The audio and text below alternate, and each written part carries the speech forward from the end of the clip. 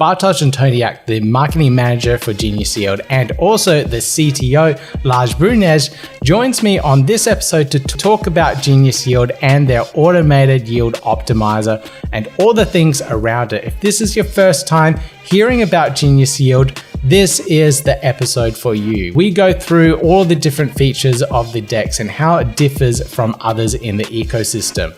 We also talk about the ISPO, their fundraising mechanism that they have out at the moment, and GeniusX, their incubator program that they've put together on the Genius Yield platform. So make sure you check out that part of the interview. If you like this type of content, please consider giving me that thumbs up, click subscribe, and then hit that notification bell, and you hear more great Cardano related content from me soon. Let's get into this. Yeah, gotta do it like that. You've been listening to the Learn Cardano podcast. My name is Bartosz Antoniak. I'm marketing manager at Genius Yield. I got into crypto over 3 years ago already when I joined one of the blockchain analytics companies, and it was actually an eye-opening experience for me that showed me an amazing potential of that can be unblocked by a blockchain technology and also by cryptocurrencies as such. And also the idea of decentralized finance, like getting rid of all these middlemen and replacing them basically with smart contracts is something that really appeals to me. And this is basically why and how I joined Genius Yield, because I love the idea of simplifying DeFi, making it accessible and unlocking its potential to the mass audience, mass customers. My name is Lars Bruenjes. I'm a mathematician and software developer and educator, and I'm in crypto for a bit more than 5 years now. And it was actually not my interest in crypto in the first place that got me there. It was my interest in Haskell, which is the programming language that IOHK uses for Cardano, the Cardano blockchain. IOHK is the engineering company that builds Cardano. So I spent a lot of time at university doing research and teaching, and then joined a mainstream software company that used like mainstream technologies, C#, .NET. But it's always been my hobby since my teens to learn programming languages, and interesting ones or exotic ones. Functional programming and Haskell in particular have always interested me. And at some point I got bored in my previous job and then was looking for Haskell positions, and IOHK was looking for Haskell developers. So I got that, and that's how I entered into crypto. And then there was a teaching opportunity, and I've always enjoyed teaching. And so I jumped on that and taught a couple of Haskell classes all over the world, and then became director of education for IOHK. And in the last year, I've spent a lot of time teaching thousands of people Plutus, which is the smart contract language that IOHK uses, that Cardano uses. And that's the connection to Genius Yield, because then the founder of Genius Yield approached me and asked me whether I would be interested to become their CTO to put that theoretical Plutus knowledge to practical use, which I think is a very interesting opportunity. So that's why I'm here today. And I had the pleasure of following along with the Plutus Pioneer program as well last year and learning how to program smart contracts on Plutus. So that was an absolute pleasure to follow along. So in regards to Genius Yield, what exactly is Genius Yield? Can we get that 30-second elevator pitch and how it differs from other DEXs in the ecosystem in general? Yes. So the DEX part, so Genius Yield is first of all a DEX. And I mean, there are like nice features that we have that others may not have, but that is not the main difference. So the main difference is the yield part that's on top of the DEX, a yield optimizer that will allow liquidity providers to optimize the yield they can achieve or make with our DEX. Okay. So for the people that are providing the liquidity, then how does the yield optimizer work on Genius Yield? Right. So when you provide liquidity, you have a couple of choices to make.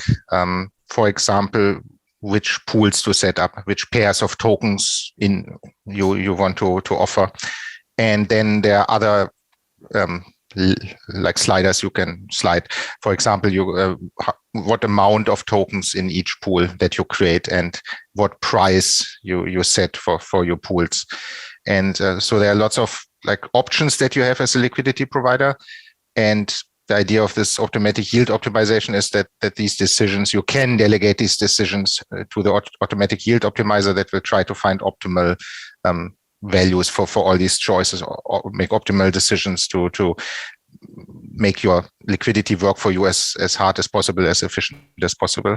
Okay, so I'm trying to visualize that. So one, you said the user has to choose which liquidity pairs they want to put things into. But then you said like a range as well. So I'm trying to better understand exactly how that would actually, the user experience that someone would go through when using the DEX and providing liquidity. If I provide, for example, just ADA, does the DEX choose another pair that it would match up to as well as price? Or is it purely just one of those options that the yield optimizer is doing for me? First of all, there are two types of users, and I think the default user doesn't have to worry about any of that. I mean, the normal use case for using a DEX is just you have some tokens A and you want to swap them for a token B. And that will be very simple and intuitive, and you don't have to worry about any of that. And that's the side of the so-called market takers. But in order for that to work, in order for people to actually be able to do these swaps, there must be liquidity. So if I want to swap A against B, then there must be B. Otherwise, I mean, my B must come from somewhere. And that's where the so-called market makers come in that provide this liquidity. So they have a different angle. The users just want to, for whatever reason, swap one token against the other. And these market makers are not primarily interested in swapping. They want to earn income or yield, like it's an investment where they want to profit from the fees that the other users have to pay when they do swaps. And for those, I mean, the yield optimization part is for the second group of users that have money, liquidity available and want to put it into a DEX to facilitate swapping for the normal users. And there, I mean, you have these choices that I mentioned earlier. I mean, if I have a bunch of ADA and want to do this, then, what tokens do I buy? And what pools do I set up? Do I just set up one pool or several pools? Which tokens do I put into those pools? And I mean, that what I said until now is true for all DEXs. And then for Genius Yield, on top of that is this, it goes under the phrase concentrated liquidity. And that has to do with, I mean, the pioneer, I think, of DEXs was Uniswap on Ethereum. And the version 2 of Uniswap had this beautifully simple model of a pool where you don't have to say anything about prices. The prices fall out automatically. So it's this so-called constant product formula. So you just have an amount of A's and B's in a pool and you multiply those two amounts and you get a number. And the rule is just that this product must always stay constant. So if you take some A's out, then you must put B's in such that the product is the same as it was before. Right, and that has this nice effect that it behaves somewhat as you would expect from prices. So the more the one token, I mean, the more people take out A's, for example, the more expensive it gets in terms of B's. So as one would expect with supply and demand. So this all falls out automatically of this beautifully elegant and simple constant product formula. But the drawback is that and I should say that this constant product formula supports basically an infinite price range. So if you have your tokens A and B, the exchange rate between those two can be anything from basically 0 to basically infinity. So it supports the whole range. But in reality, often with a given pair of tokens, the price won't fluctuate that much. I mean, it will normally stay in a certain range. And that has the effect that in Uniswap version 2, most of the liquidity in a pool will never be used, never be exercised. So this, as long as the actual exchange rate stays in a specific range, the liquidity will shift a bit between, the ratio between A and B in the pool, but never to extremes. And that has the effect that you put a lot of liquidity in, but basically you earn rewards or earn fees on swaps only for a small part of liquidity that basically contributes to this range where the price actually falls in. And that is a problem because people don't get as much yield for their liquidity as they should or as they expect. So then Uniswap came up with version 3 of their protocol, where they added this feature, so-called concentrated liquidity, where in addition to just specifying the two tokens in the pool, you also have to specify a price range. And then as long as the actual price stays inside this range, basically all the liquidity is concentrated in this range, and you can earn much more fees with the same amount of liquidity than you would in a classical version 2 Uniswap pool. So that's that. And so that's actually a good feature. I mean, it allows liquidity providers to gain much higher yields. But the disadvantage is that now it gets more complicated because now, in addition to just picking the two tokens, you also have to pick an appropriate price range. And Genius Yield also wants to use this idea of concentrated liquidity. It works technically completely different to Ethereum. That's due to the nature of the underlying blockchains, which are completely different. But the idea or the effect should be the same, that you can concentrate as a liquidity provider, you can concentrate your liquidity in a price range. But then, as I said, you have more choices to make. What price range do I choose? And of course, prices are dynamic, so they can shift over time. So you should also, there's not the optimal price range. That depends on time. So as time passes, that shifts, and you should move your liquidity to a different price range, which makes something like our yield optimizer even more desirable or even more necessary. I think with Uniswap, they made the experience that even though in principle, version 3 was much more efficient and promising for liquidity providers, it didn't really have the effect that they wanted because it was so demanding on the liquidity providers. In principle, they would have to stay up at night and watch the prices move and then permanently shift their liquidity. So it's very nice if you have an automatic tool that does that for you. And that's where Genius Yield's yield optimizer comes in. Wow, fantastic. Okay, so now I understand how that automation part falls into place. So in the end, the fees that are coming through the DEX is where the yield comes into place and where people are benefiting from. Is that correct? Yes, basically every person that makes a swap using your pool has to pay a certain fee. Yes, so each time, whatever, we want to make it customizable, so the pool, the liquidity providers can set the fee.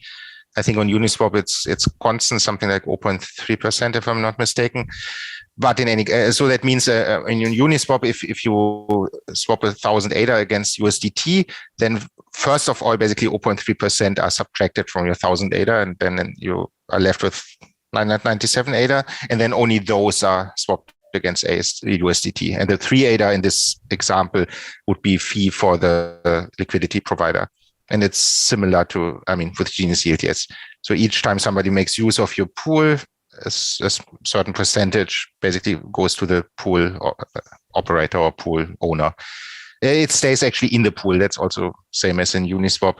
So, obviously the owner can take it out if he so chooses, but by default, it will still stay in the pool. So over time, basically the liquidity in the pool grows and grows and grows, the more the pool is used. So it compounds.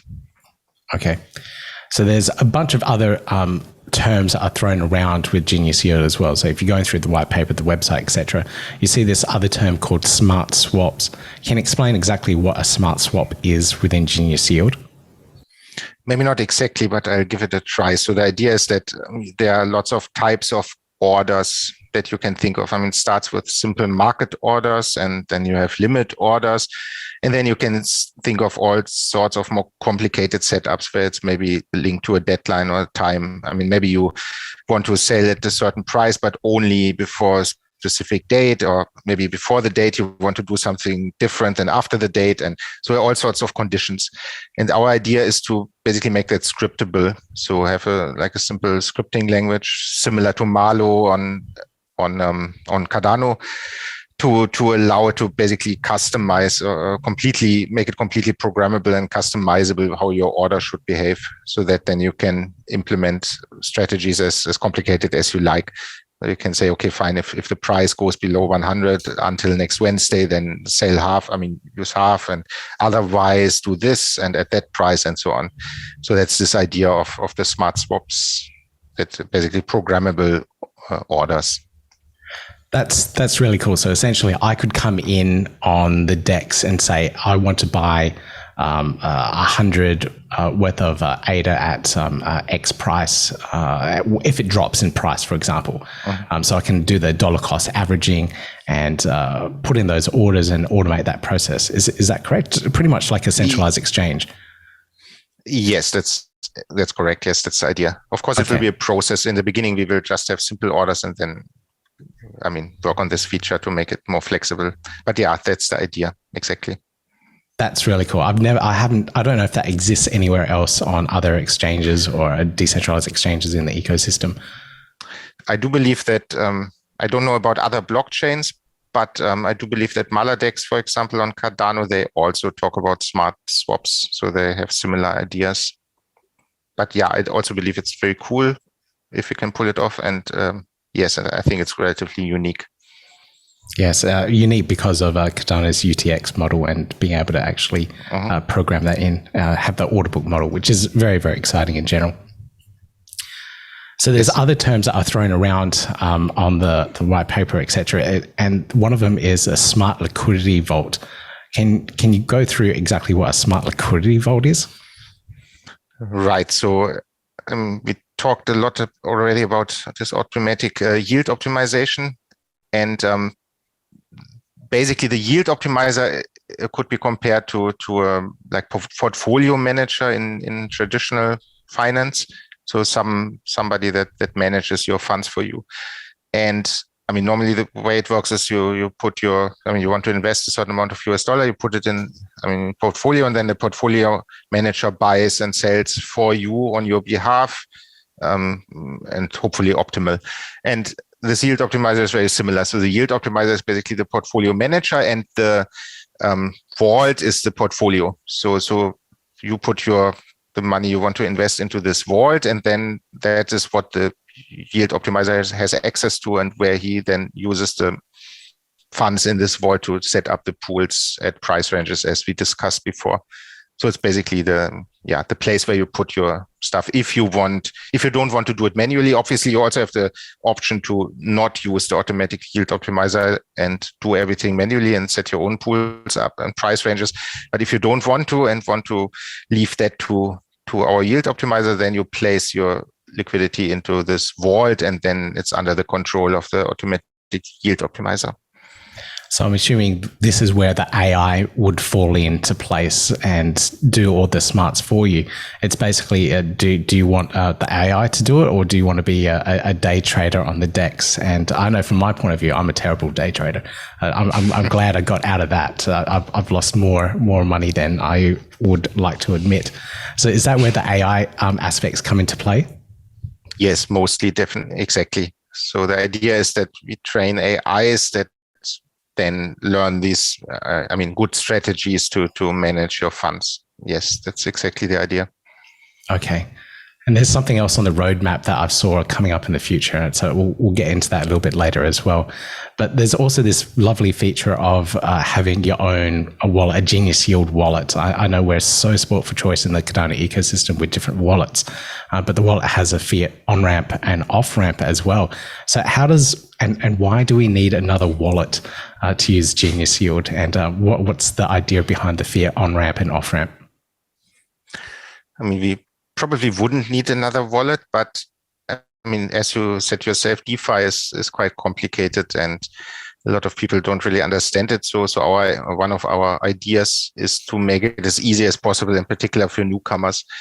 And one aspect of that will be our so-called Genius Academy, where we offer courses on ranging from general topics like blockchain and crypto and DeFi to more specific things regarding Genius Yield. So that's one aspect. But we also want to make the UI and the whole experience as intuitive as possible.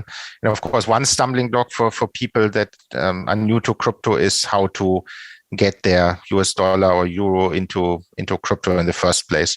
So our idea is just to make it easier, in particular for newcomers, to have a wallet that makes that easy. In principle, they just put the USD or the euro in and don't have to worry about first learning about how exchanges work, for example.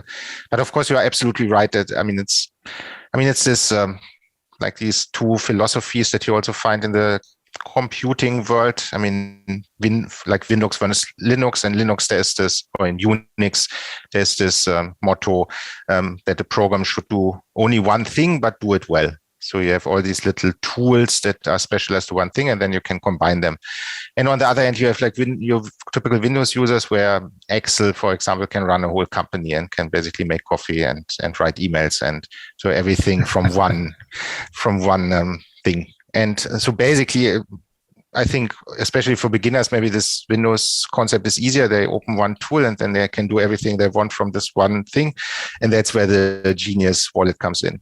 But nevertheless, of course, you don't have to make use of that. You can also, get your funds from elsewhere, from your favorite wallet. And well, that's probably the end goal for any DeFi protocol, to be able to provide that seamless user experience where I can give it to my mother and she can load in $100 or 100 AUD into the wallet and let the DEX and the automatic yield optimizer, the AI, to do everything for her. So she doesn't need to learn about impermanent loss, the risks that are involved in using a DEX in general, or understanding what these pairs are. The whole ecosystem of the wallet would do it for you. Exactly. Right. Exactly. Right. Okay. Although, of course, this impermanent loss thing you mentioned is, of course, more on the side of the liquidity provider, right? Normal users don't have to worry about that anyway. If your mother or my father just want to swap, then that's easy anyway. But yeah, you're absolutely right. We want to make it as easy as possible for people without all these scary terms that they have to learn about first. And if you pull that off, that'd be absolutely amazing. So if you can get to that point where the user experience is so seamless and you can do that, I think you're in for a very exciting and very good product. So fingers crossed, fingers and toes all crossed. So you also mentioned the academy, the Genius Yield Academy, that you're piecing together to try and educate and teach people about how all these aspects are going to work. What is that going to look like? Is it a bunch of courses that are going to be pieced together to teach people about DeFi in general? Yes. As I said before, definitely we want to have general courses. Maybe as general as cryptography or blockchain or consensus protocols, DeFi, DEXs and so on, but also maybe, more hands-on, just how to use Genius Yield or how to do a swap. I envision a complete range from the more general and theoretical to hands-on, like specific things. Yes, that's the idea, to have these courses. Just on a side note, how can you balance your work with IOHK and also being a CTO of a brand new company as well? Where do you find the time to actually do all these things? Like you're constantly teaching everyone how to use Plutus, and so your time is very hands-on there. But how on earth can you also be the CTO of another company? You better don't need much sleep. Yeah, Laurent from the beginning was very understanding, and he was aware of the fact that IOHK is important to me and that I love teaching and I don't want to give that up. So he was okay with me doing it like part-time, and of course it's a lot of work, obviously, and I don't get as much sleep as I'd like, but so far it's fine, and somehow manage. But yeah, you're right, it's of course quite tough. Yeah. But I enjoy everything. I enjoy the teaching very much that I do for IHK, and I love programming. So at least it's a lot of fun, both of it, which helps, obviously. Okay. If you enjoy what you're doing. I definitely enjoy everything around Cardano and the crypto space, but my hair is starting to thin and I'm going a little bit grey in places. So it's definitely having an effect on me. So I'm surprised that you can keep it up, but whatever you're doing. My wife claims that 2 years ago there was not a single grey hair on my head. So. Maybe we can look back at the lecture videos and see your hair color change over time. Maybe I should do that and have a look. So in terms of timescales, since we're talking about time in general, what does the delivery of the DEX look like? I saw on the roadmap that it's possibly being on testnet in Q1 of 2022. Is that realistic? Is that what we're going to see? Well, I mean, I have tried it on testnet. So the core DEX is actually very simple. I mean, there are like 3 smart contracts involved. And so we do have we haven't like publicly demoed that yet, but we do have something working on the testnet already. So you can like in a toy UI create orders and set up pools and swap and so on. So yes, I think that's realistic that in Q1 we have a public demo on the testnet, and then I believe for launch on mainnet we set Q2, so that will then be a couple of months after that, because obviously you want to be very sure that you have tested everything thoroughly and thought of as much potential problems as possible so that they don't arise in the first place. But yeah, I mean, we do have something already and we do try stuff on the testnet, so it's certainly realistic. That's really exciting. I didn't realize that you guys were so far ahead and actually almost ready to fully launch on mainnet. That's really exciting to see what comes out in 2022. So in terms of scaling and making the DEX as flexible, not flexible, but scaled as much as possible, what are you guys doing to make that possible? So we're seeing on like Sunday Swap, they're using their scoopers, MinSwap, they're using laminars. We got agents on Wing Riders. Well, how are you guys scaling the DEX? Are you using like something very similar, or using L2 solutions on Cardano? What's the idea behind that? In principle, it's similar. And I think that Cardano is ideally suited for scalability if you get your models right. So you can't just take, I mentioned this Uniswap I did for the course earlier, and there I basically just one-to-one translated the Ethereum solution. And that would be horrible to it's just a teaching example, of course, but it would be horrible to do that in practice, and it wouldn't scale at all. The reason is that you can't just take something from a completely different programming model and plant it to Cardano and expect that it will perform. So you have to acknowledge that it's everything works differently, and you have to adjust accordingly. And so then you end up along similar lines to Sunday Swap, for example. So you don't have your monolithic pools, but everything is like spread over, the whole state of the system is spread over as many UTXOs as possible, and you have these agents or scoopers or whatever you call them to collect as many orders as possible and bulk process them. So in that sense, it's quite similar. Obviously we hope that when it comes to details, we will be better than the competition, but the general idea or the general solution is similar to that. And I believe that, as I said, Cardano is brand new, Plutus is brand new, so best practices and so on don't exist yet. But I do believe that there's a huge potential in this UTXO model that Cardano uses that can, in the end, make it much more scalable than Ethereum, for example. And you mentioned L2, so for example, Hydra state channels. I think the way we set it up, we don't rely on them, so it should also work without Hydra. But certainly once Hydra is available later this year, hopefully, the way we set it up, we can make use of that. So then we will gain the profit from the advantages that L2 Hydra offers, but we don't rely on it. But I think we are in a perfect position to make use of it once it's available. And I think with the timing of the DEX as well, with the launch, it may line up with some of those solutions that are available, especially with the scaling of the blockchain at the moment as well. Mm-hmm. So it's probably a better time to launch, especially with activity that's going on. And the general user experience at the moment on SundaeSwap, a lot of people complain about how long it takes, days, for example, to do a particular swap.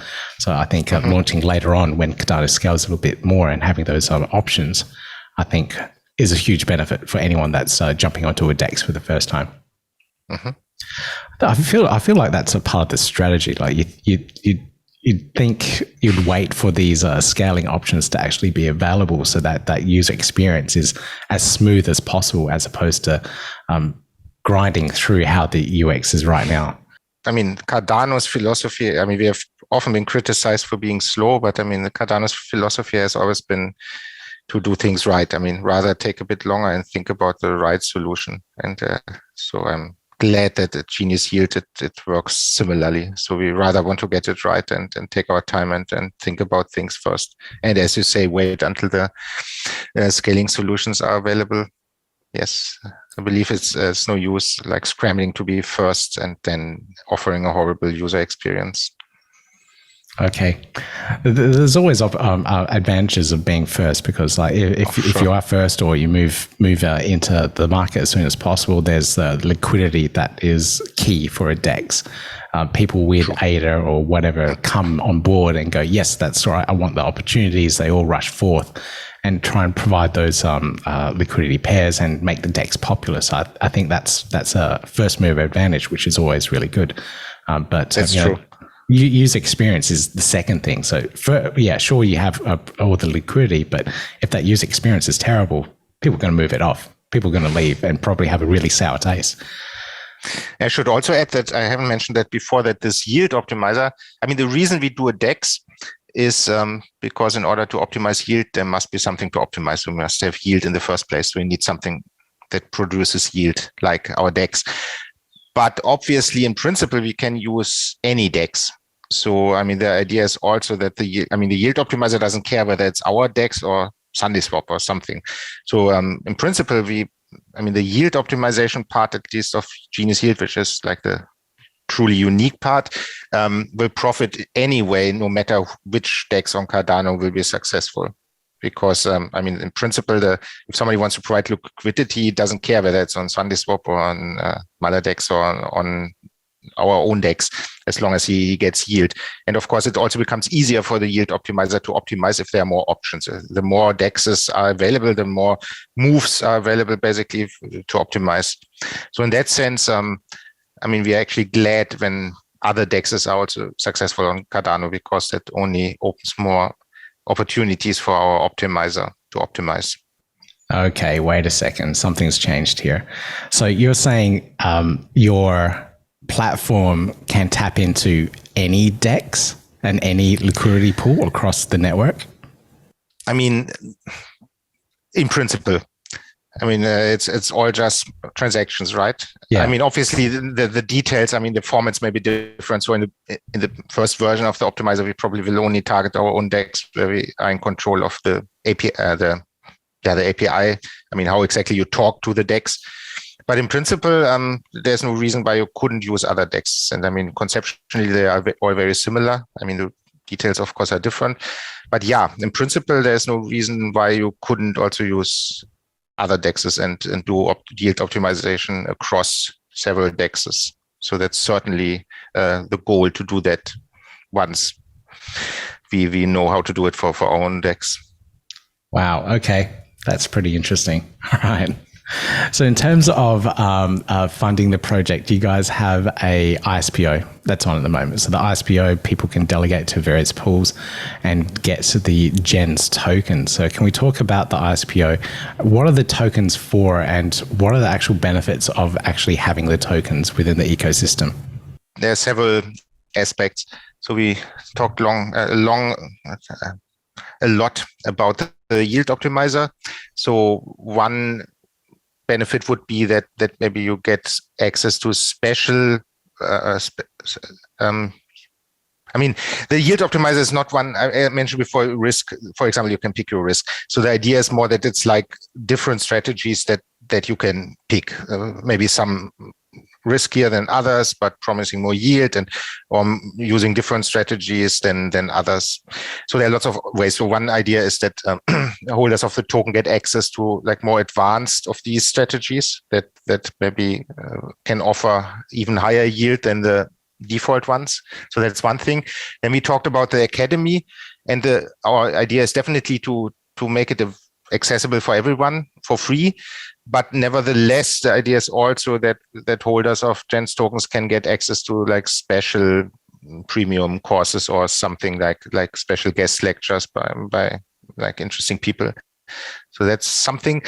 Then, of course, Genius Yield will also earn fees. So I didn't mention that before. I mean, we talked about liquidity providers, how for each swap they get fees, and part of those fees will also like go to us, to Genius Yield, and then the token holders will get a share of those. So all the fees that Genius Yield makes when people swap will be distributed amongst the token holders. Did I forget? Oh yeah, governance. So at some point, we also want to have governance where people can vote about things like parameters or new directions or new features. And so that will then also be possible to eventually to use your Gens tokens to have influence on the future directions of the company and the platform.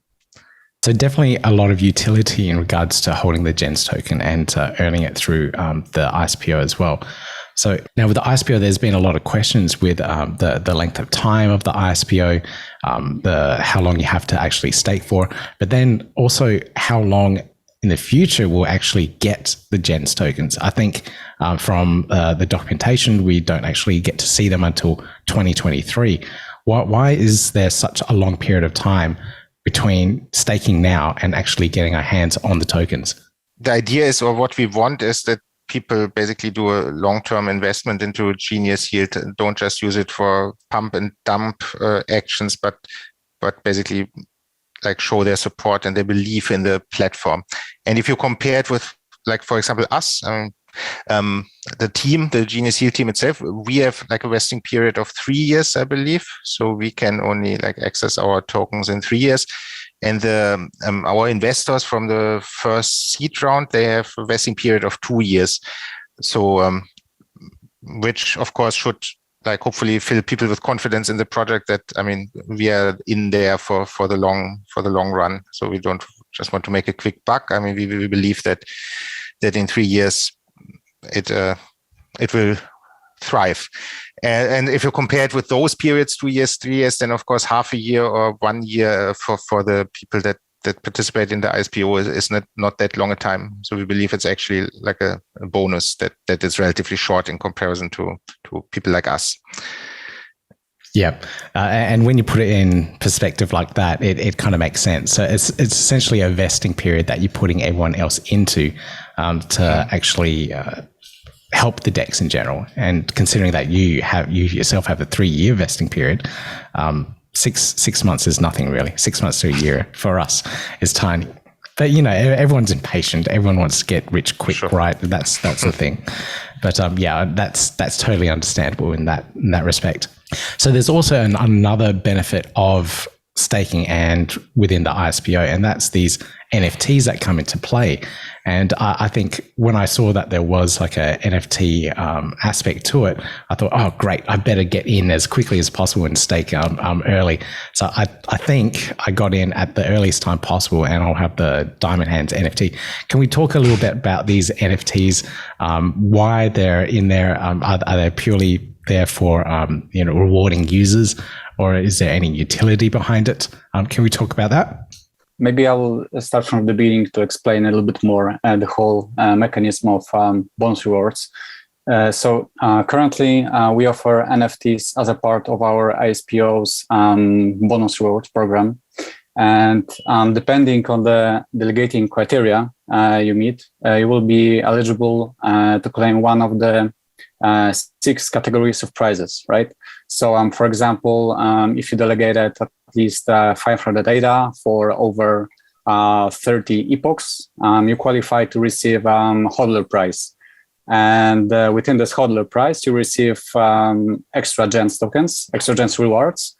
You get access to a round of public sale after the ISPO ends, and you get that hodler, in this case, hodler NFT. And currently, we, to be honest, we finalized the list of these utilities, because I can confirm that there will be, of course, some utilities, but still, we still work on it. So for now, I can just tell you that we listen to our community's feedback, to our community's voice very carefully. And I can encourage listeners of this podcast to simply follow Genius Yield social media channels, because this is where we're going to announce these details, these utilities, and we're going to announce it pretty soon. I noticed recently on the social media channels these 3D models that have been released of various mathematicians or whatever it is. Is this a sneak peek into what the NFTs might look like? Actually, this is I think I can already share this information with you. It was a sneak peek. It was a sneak peek, of our ambassadors program. So it might be that we'll turn that 3D models into NFTs as well. Very cool. All right. I absolutely loved it. Like, because of the time difference, you guys may have posted during the day, but I wake up to these little 3D animations in the morning here. I'm like, oh, wow, that's really cool. It's just those extra little perks. And I am definitely an NFT collector. So I love seeing those little aspects in regards to that coming into play. So it's a really nice little touch. Great to hear that. Thanks. So there's also another aspect around Genius Yield, or the ecosystem in general, and that comes with GeniusX. Can we talk a little bit about that? I don't think anyone's really mentioned it at all, really. Can we learn a little bit more about what GeniusX is and what your plans are for it? Sure. So GeniusX is actually our, I might say, unique accelerator program.